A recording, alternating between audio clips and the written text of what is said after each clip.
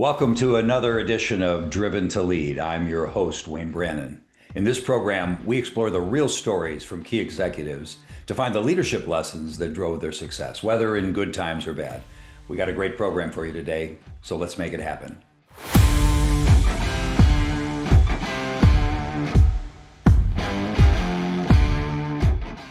Welcome to another edition of Driven to Lead. I'm really happy to have today, actually very excited to have today, the president and CEO of Field with us.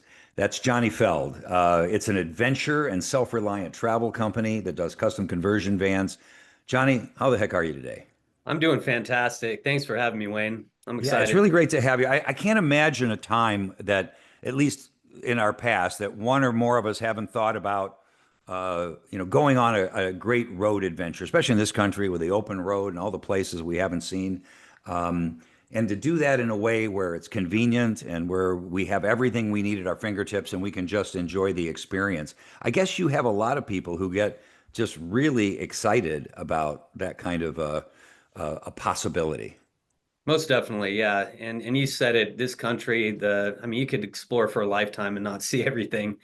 Yeah. Has so much to offer. And yeah, it's an exciting way to go. I feel pretty spoiled having these amazing vehicles on hand and be able to use them and share the experiences with others. It's fantastic.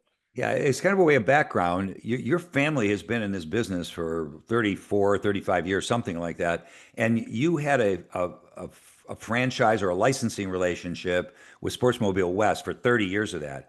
And I was really impressed that when you came on board, you were the one who, as president of the company, kind of led the company through the transition away from this like long time, 3 decade licensing agreement, and have launched really Field Van that is really your business, that you're not connected with any other major parent company or anything anymore. That's really a big accomplishment. Tell us about that. Thank you. Yeah, it was definitely a risk because we had spent 30 years building that brand and Right. the brand Sportsmobile, which I still take pride in, even though we're, I Sure. guess, competitors now. They're the original van camper company in the United States. They came up with the first pop top van on the old Volkswagens, and yeah, continued on to the domestic vans.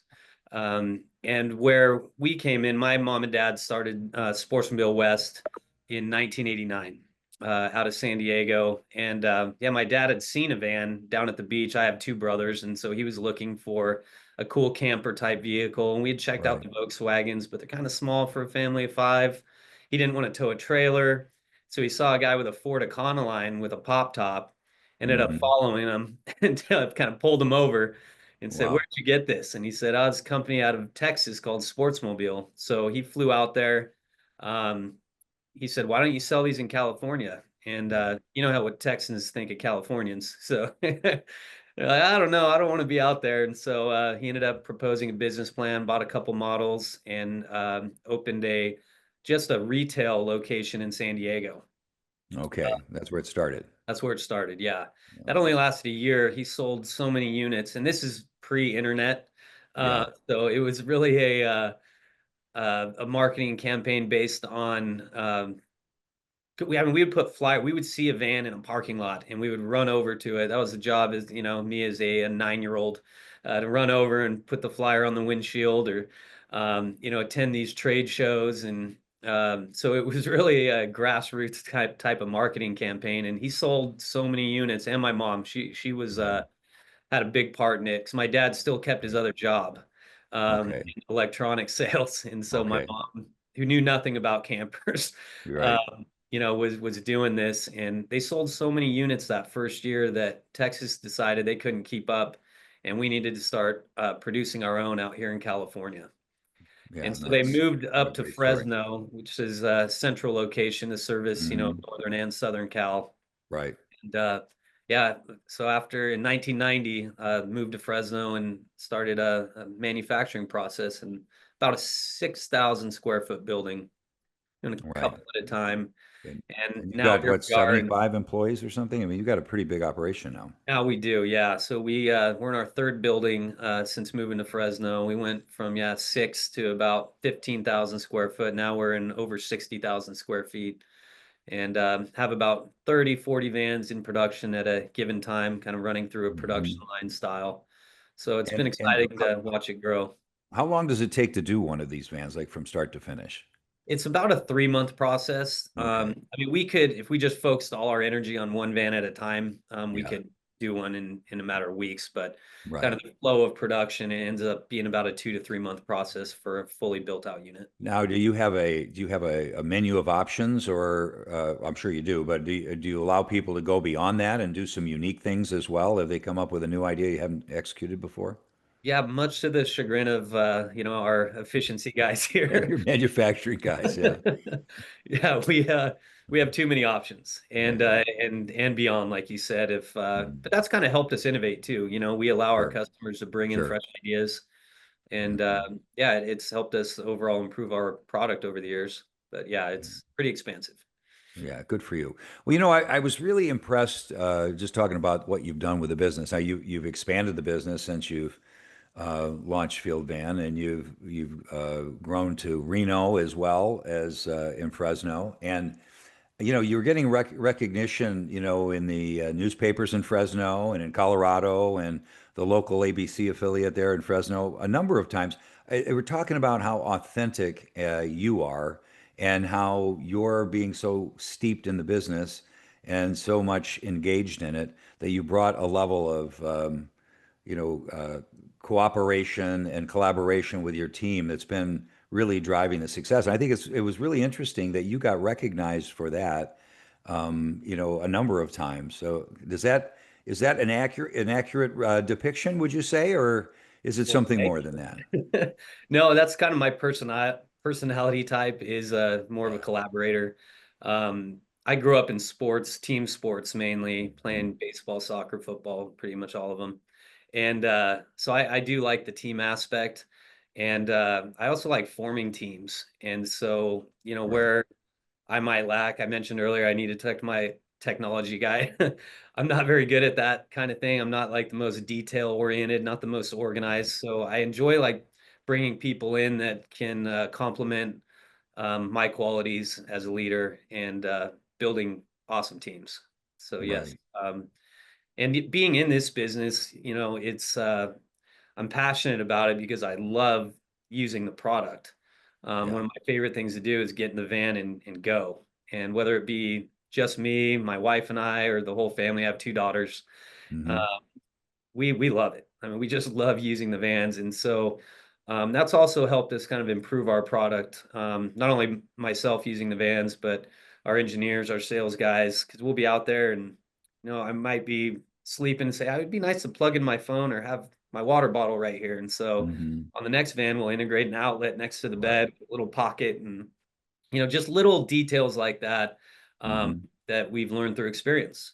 Sure, absolutely. And it's when you're in such a confined space with sometimes multiple people, having everything, stored in a convenient way is important, but having everything be something that doesn't have to compromise the way you want to live your life is such a big piece of it. I've been in a few executions of, various vans and boats and other things where you got limited real estate to deal with. And boy, the executional excellence is huge in terms of your, perception of the product and your desirability of the product overall, actually. Yeah, that's a great point.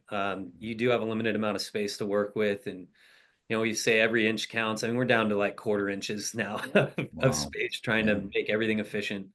Um, and yeah, you want to have everything organized. My wife is extremely organized, and she doesn't like clutter. And so, designing these vans to where we can have everything stored away efficiently, and not kind of creeping into our living space. Yeah, it's a key Right. factor when designing these vans. I like to ask people if they always thought they'd be in a business, when they kind of get to the place where they're running a company like this. But this was a no-brainer for you because you, as you were saying earlier, you started you were a young boy and you've been in this business. You came up through the ranks. You've done all the jobs along the way, and it was almost a foregone conclusion. I mean, did you ever consider doing anything else? I'm still trying to figure out what I'm going to be when I grow up, Wayne. Okay. So am I, I. I honestly, I did not, as coming out of high school. And I started when I was 22 years old, full time. Yeah. But yeah, my dad hesitantly brought me on board. He didn't want me to be the SOB, the son of boss, Yeah. Right. role. And yeah, and then just I stuck around and started having fun and growing through the business. And here we are. I didn't imagine this, coming out of high school and in my early 20s. But yeah, you're right. It just kind of was a natural fit. I did start doing trade shows with my dad, probably about 13, 14 years old. I Hmm. looked like I was about 10. And so I'd be out there and, hi, sir, can I help you, ma'am? Can I help you Hmm. with any questions? And they'd look, like, I don't think so. What could this kid possibly know? Right. And then 20 minutes later, my dad thought I was bribing him to tell him good things about how well I helped them in their That's great. answering their questions. But Well, yeah, yeah, that kind of positive reinforcement at a young age is really encouraging. That's fantastic. So was there a defining moment? A lot of people have a defining moment or a personal challenge that they overcome to decide what they're going to do as the next step. That really wasn't as much of it, but did you have a defining moment that kind of pushed you into the kind of the spotlight that says, "Okay, I'm going to be president of this company someday. I'm going to run this place." uh, not really. I was as sales manager and being part of the family. Hmm. That was the role before I became Hmm. president. Yeah. I guess I'm a natural kind of leader, and so with my dad, we were doing good things with the company, and we felt that we had it going in a good direction. And I remember, yeah, he just came to my office. He goes, "You know what? I want to work my way into retirement. I see how these guys would run through a wall for you." And Hmm. talking about our crew and our Right. employees. Right. And he goes, that's something that I recognize, and I think Mhm. it's time. I want to promote you to be president of the company. And I was just like, Mhm. wow, okay, let's go. And yeah, I got pretty excited about it. He made the announcement, and yeah, it was humbling, but also very exciting to step into that role. Well, I love to hear those stories because there's all kinds of, things that happen that cause us to achieve and rise to higher and higher levels of responsibility. But I love the fact that your dad, who was obviously expert at this and had done it for so long and had been so successful himself, could see that in you and could see the difference in the people and how they reacted to you. I think that's a tremendous part of your story. And speaking of stories, one of the things we love to do on this program is ask key executives like yourself to tell us a story. So set one up for us. Tell us about a big challenge or tell us about a big win. And what we're looking for is the leadership lessons inside of it. But we'd love to hear you just talk to us. And, the band business is fun for us to think about. So this should be especially rewarding. Yeah, I think something we're really proud of, and this goes back to our days before Field Van even, is our kind of sense of community within our customers and the owners of our product. One of the things my parents started back, I think it was like 1996, was we called them the Rally in the Valley. And Hmm. that's where it started down at Lake Isabella, which is just south of Hmm. Fresno. They sent out an invitation to all the owners they had contacts with, and decided to set up a gathering, camping gathering. And so we did cookouts, and he brought in experts from, like example, Warren Winch Company, the guys who at that time was called Quigley 4x4. They did the four-wheel drive conversions on the Ford vans, Hmm. and brought everyone together. I think we had 30 or so vans at this gathering and taught people how to use their rigs efficiently, safely. Brought in speakers on traveling to Baja, um, and it really that sense of community, I think, sprouted there and continued on, across the industry. So I mean, there was even customers that played instrument. I'm not a musician by any means, but next thing you know, we have 4 or 5 yeah, there was a guitar, a harmonica. The guy had a little drum set, and they had a full, they call it the Sportsmobile Band. And they ended up coming up with original songs like Pop My Top and Stuck in the Mud. And my dad and I were blown away that these four Mhm. people that had never met could come together and play awesome music by the campfire that everyone could enjoy. And so doing these rallies, some guys, editors of a really nice magazine called the Overland Journal, attended one and Mhm. said to my parent, this is amazing, this experience. Why don't you do this with a broader group of people? Like bring in people who have Jeeps or Mhm. travel by motorcycle or any number of. It's called overlanding. Is kind of the new term for Okay. vehicle travel and camping. I've heard And the term. I didn't know what it meant exactly. So yeah, overlanding is just the new term for camping in a off-road, vehicle off-roading, essentially, but mainly basically. off road, right? Okay. Yeah.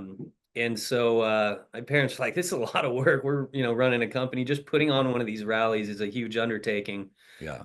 Yeah, they even took 80 plus vans down to Baja in the year 2000. So you can imagine 80 vans lined up on the U.S. Mexico border trying to cross Yeah. over, Yeah. and just the logistics involved in something like that. But so these guys ended up starting what they call the Overland Expo, and we were the original title sponsor. There was, oh, probably maybe 20 vendors or so, a little fairgrounds in Prescott, Arizona. Mhm. And now it is ballooned into this huge organization. They have 5 expos now across the country. And I mean, they get over 40,000 attendees. Yeah. And it's just kind of cool that knowing that that whole thing kind of sparked from, what my parents started. And now they even have van expos. It's called the Adventure Van Expo that Mhm. we attend. And Okay. um, yeah, the first one that was just van centric, my mom and dad actually attended. I think I had just had one of my girls, and so I wasn't able to go. And I get a call from my dad, and he's like, "Man, this is weird. Like people want to shake my hand and take pictures, and they keep calling me the OG." And he's like, "What is that?" And I'm like, "Oh, it means original gangster, Dad." I was like, "That's a big Yeah. compliment, though." And he goes, "I thought it meant old guy." Like, I used Yeah. to be a young guy in this industry, and Yeah. Right. that's pretty cool. Because what my dad did with the change he made, him and my mom, when they started Sportsmobile West, is integrating four-wheel drive into the vans. Hmm. So Sportsmobile did a great job having the traveling camper vans, but they were mainly over the road, going to Right. campgrounds. And my dad was like, if we could do something to take these off grid, Hmm. be able to do the dirt roads and some of the trails to get out into more remote dispersed camping areas, Sure. that would be pretty Yeah. cool. And so, yeah, marrying the 4x4 to the van campings where it's, still a good size to be able to maneuver and get around, Yeah. um, was a game changer. And Yeah. yeah, now four-wheel drive van campers are a Sure. huge hit. I mean, Winnebago's now building them. The big boys have gotten into the arena, and yeah, it all sprouted from that concept back in the early '90s. So pretty Yeah. cool. That's fantastic. So this sense of community that you're talking about here is really not just the local community, it's the community of people who have an interest in this off-road adventure, um, off-roading experience. And I think that kind of set your company up, I guess, as a company that was more than just a local provider of a product or a service. You somehow were connected in a different way. Is that what it did for your Yeah, brand? yeah, it really did. And we've never been, very local as far as our customer base. Hmm. Um, we sell these all over the country, all over the world. I have a unit we just built, and the guy has it over in Switzerland, and I'm pretty jealous seeing all the content he's posting on his Instagram, him and his Yeah. wife. It's beautiful, the country they're traveling over there. We also got the attention of the government of Qatar in the Middle Hmm. East, and Hmm. their brigadier general set up like a task force for search and rescue as kind Okay. of a giving back to the global community. And so they ordered 20 awesome 4x4 vans from us. Oh. Some of them were cargo carriers, some of them were Hmm. passenger vans to get Right. boots on the ground, and they even did Yeah. two canine units Oh.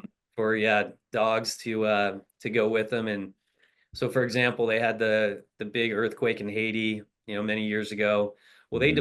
they flew their vans over on big, C-130s and deployed them to give humanitarian aid in that emergency and the explosion in Lebanon several years ago as well. And so, yeah, we still see those vehicles in use, and it's been pretty cool.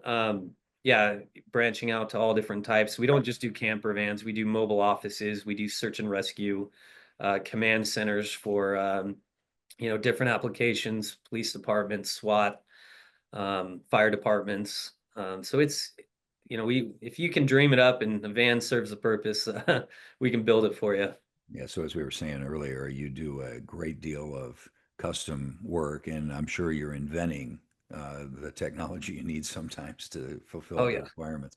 So going back to these rallies in the valley that started it all, it seems to me that what has happened through this kind of notoriety and this kind of connection to the people who are enthusiastic about your products is that you've built a brand and a brand reputation that's really taken you not only across the country but globally based on what you've been describing and for lots of different areas of use as well. So that's a pretty exciting thing for a relatively small company to have that kind of global customer footprint. I understand it's a speciality of the business to some extent, but really a reputation that people from Switzerland are going to order something from you and expect you to deliver what they want. That's um, a pretty cool status to have in the community of custom van builders. Yeah, no doubt about it. Yeah, it really it's awesome. In fact, there's a company out of Poland that came up with a really neat seating solution that we're integrating into our builds. And my brother's wife is native there, and so they went to visit. Hmm. I found out the factory that built these seats was nearby, so they went and visited, and yeah, they knew of us. They're like, "Oh, we've been following you for years." And Andrew, my brother, thought that was pretty cool. He's like, Yeah. these guys way over here. Yeah, we are a fairly small company in the scheme of things, and to have that kind of brand recognition across the globe is pretty special. So what's the next step in your growth for the company? Johnny, you must have some vision about expanding into other locations or perhaps outreach in some way that it opens new markets for you. I mean, this is really a kind of a unique product that you're doing 4x4 off-road stuff. I mean, and the I don't know everyone listening kind of realizes it, but when you put 4x4 and off-road capability into a vehicle like this, it takes you to the possibility of going off the grid. In other words, you're not going to pull into a lot and plug your vehicle in and and dump your waste and take on new water. You've got to carry everything with you and you got to be self-sufficient because you can be now, right? So that opens up a whole other market opportunity for you.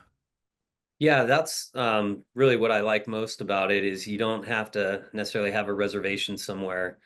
Um, yeah, our sales manager, Brian, we like to call it a full freedom trip when Hmm. we get to take a van and not have an agenda. Hmm. So yeah, he took some buddies last winter and you never know where the good snow is going to be. So they go, Hmm. powder chasing. Yeah. And so they knew they had this block of time that they scheduled a vacation, months in advance, but they didn't know where they were going to go. And so it allowed them the freedom to go and, whether it be camping, somewhere off the side of a road or some dirt roads or right there at the resort or a snow park, they were able to go where the good stuff was. And I've been able to do that too. So on a road trip with my wife, we were going to Colorado. A lot of these get kind of worked in with expos or work events. So we kind of, combo trips, but we knew we had Right. to be to Sure. Colorado. Hmm. We didn't know how we were going to get there necessarily. And so along the way, we took some extra time, and if we liked a place, we could stay a little longer. If Sure. heard of a place nearby that we wanted to explore, we could go. And having that freedom, it's awesome because how often nowadays do people get to be truly spontaneous? Um, I feel like a lot of my life is scheduled, and Hmm. so having that freedom and that spontaneity at your fingertips is a pretty cool feeling. Yeah, no, I think that's a part of the allure for sure. Yeah, And you mentioned congratulations kind on of all that. future plans. So to answer that question, yeah, Hmm. we've always sold factory direct. Hmm. And part of the reason was because the vans were such a specialized item that we had tried some RV dealership stuff back in the day, Hmm. but it didn't translate well to the rest of the products that they were selling. We felt that um, Hmm. the sales teams at these dealerships didn't really have a grasp on the idea behind our vans and couldn't promote or educate the potential customers properly. But now that they've become more mainstream, we are looking at taking on dealers. We have some stuff in the works, and Good. we've perfected a few models. While we will do fully custom, as you can imagine, Hmm. after building thousands of vans, Yeah. we kind of figure out, well, this one really works for Yeah. broad, amount of the People like population. this one. Yeah. Yeah, and so we have a few models like that Yeah. that we plan on, Mhm. I don't want to say mass producing, but kind of putting in a faster paced production line to be available. 'Cause the problem with doing custom is it takes longer, right? And so, someone comes in and wants to get a van, and we have to tell them, well, it's going to be about 6, 8 months from now when you get to drive it away. That can kind of be a bummer if you want something sooner. So we're trying to have some Mhm. stuff kind of ready to go for that buyer who's ready to go now and is okay not having their finger on every option that been involved in the build. Yeah, I think it makes sense, and even for non-RV dealers, even for just regular automobile dealers, I I think right now we're all always looking for something to create a little bit of buzz, a little bit of excitement, and have somebody come in and take a look at something and see what the dealership has to offer. So if there was a unique product like yours that not only operates differently, but actually looks different from the outside and people would want to engage with, I think it could be a nice niche product for dealerships. But with so many new car dealerships, you don't need more than a few hundred to sell one a year for you to be interested in, and for it to be interesting for them. Maybe not for the profitability of the van, but for the buzz and the interest and the connection to the community that you mentioned that did so much for your brand.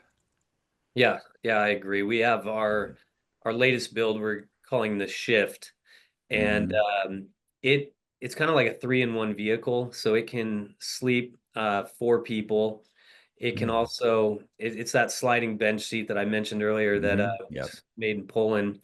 So you can Hmm. slide that bench all the way forward and kind of create a cargo area in the back of the van. Like I can haul, I ride dirt bikes. I can put my Hmm. motorcycle in there, Hmm. or you can go to Home Depot, get a washer dryer, kind of use it as a pickup truck.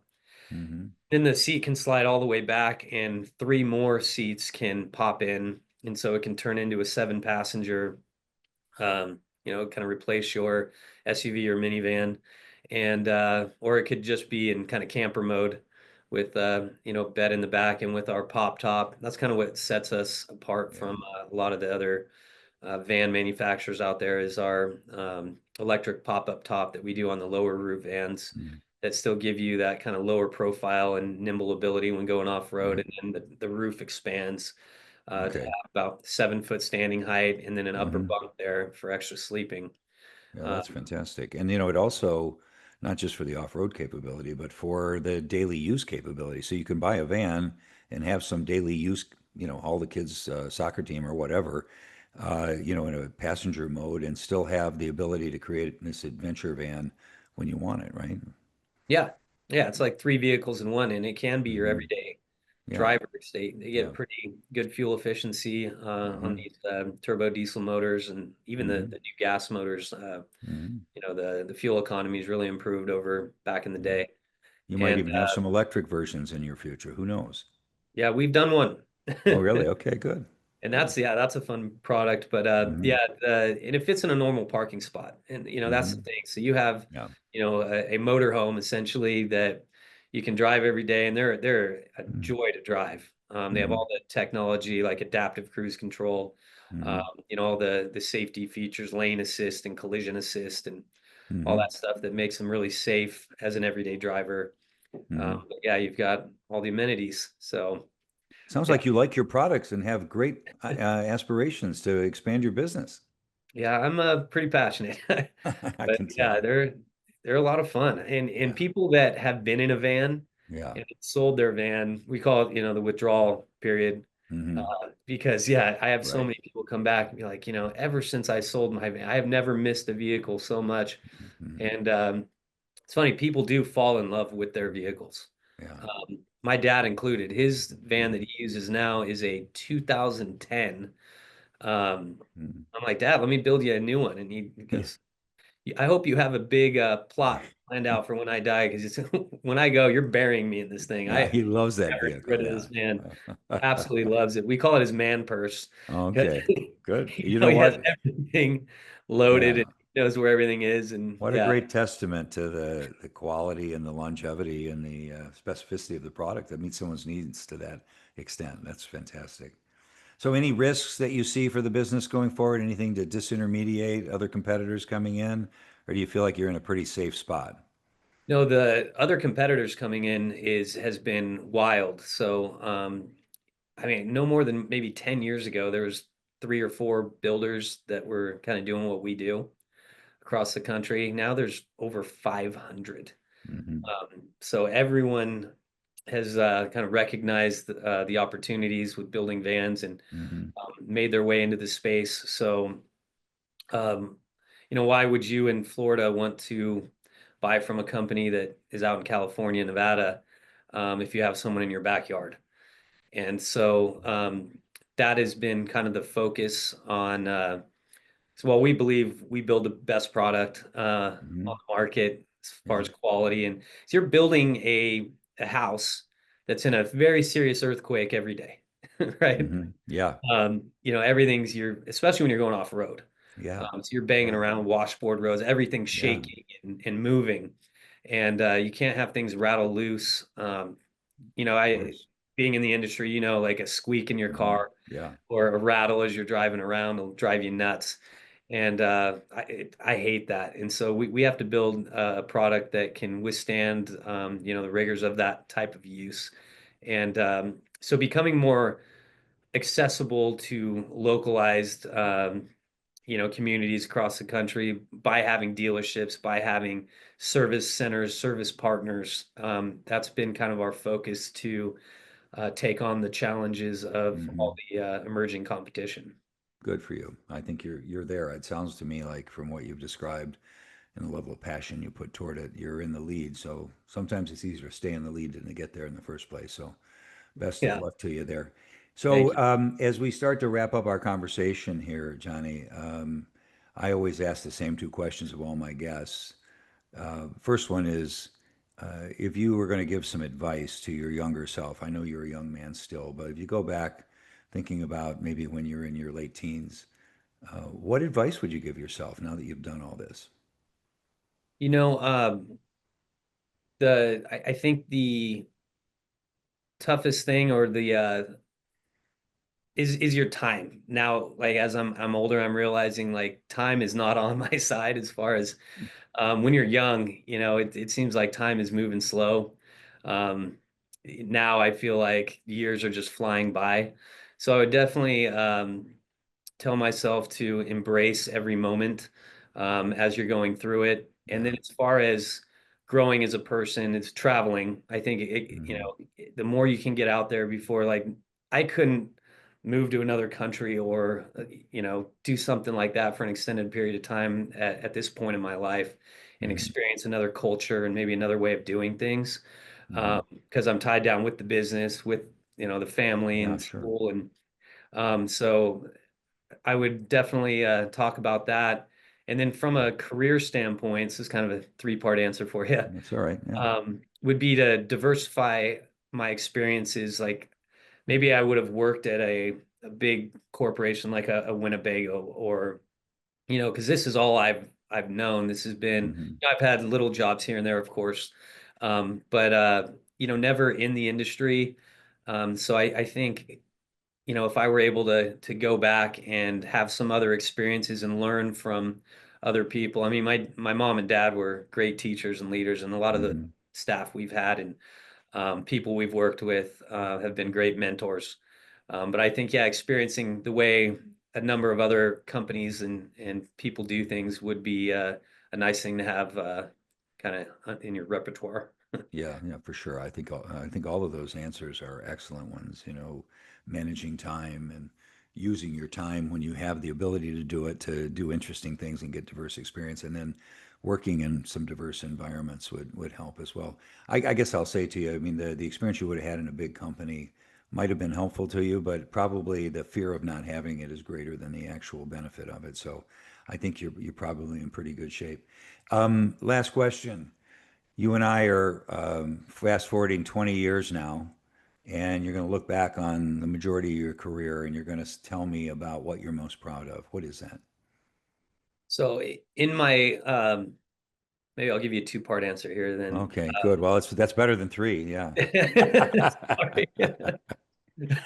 You get me No, all hey, excited. no, expand. It's good. That's why I asked the question. I want to hear the answers.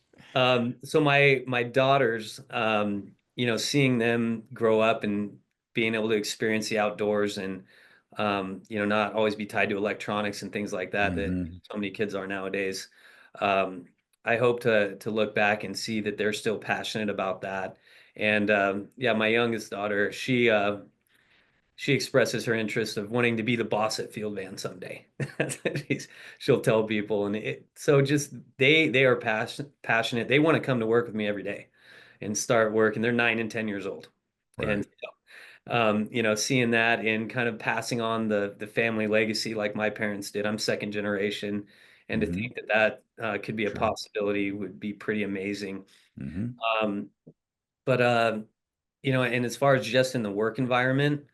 Um, just being a good person to the people that I've dealt with, including, of course, all our employees, Yeah. many of which have been on board 20 plus years. Yeah, the average tenure of I got to recalculate it now, but it's probably close to 8, 10 years. The average person Yeah. is here. That's great. And they have, not only them and their families that rely on what we do, to make a living and just across the industry, just knowing that I always, strive to do the right thing, treat other people the way you want to be treated and just be an overall good Hmm. person, I think would be the legacy I'd want to leave behind and have that as an example for my kids and future generations. Yeah, no, that's really what it's all about, isn't it? We say it on this program quite frequently that it's about how we touch others in our lives and the impression we make on one another and the relationships we build. Mutual human respect, shared responsibility, and all those things go a long way.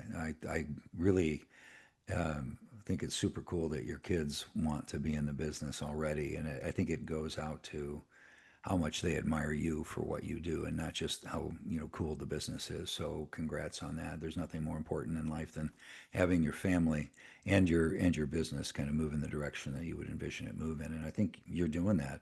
And it's always great to have a family business that's a successful business and it's moving beyond its roots to expand and grow and compete with bigger businesses out there, frankly, and find something that's unique and valuable and a reason that you can differentiate yourself from the others and use your passion and your authenticity to drive quality and experience. And I think the lesson we'll take away from this episode is that by building community, you're building community in the family, in the community at large, in your employees, and in your customer base. And that says a lot about your brand. So I look for good things to come from Field Van in the future, Johnny. Congrats on what you've done.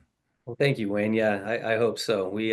And we have a lot of fun doing it, and that's what it's all about, right? And enjoying what you do. And Absolutely. you got one go at this life, and let's make the best of it. So, yeah, we gotta one thing that I think is cool too, we're closed on the weekends for the most part, unless we're doing a Hmm. trade show. And, you Hmm. know, a customer might say, how are you closed on a Saturday? That's the day I come out. I was like, Right. well, we practice what we preach. Yeah, there you You should go. be out camping on the weekends. You should be out with your family. You should be enjoying life. So, Right. um, yeah, we put the same thing into, our work schedule.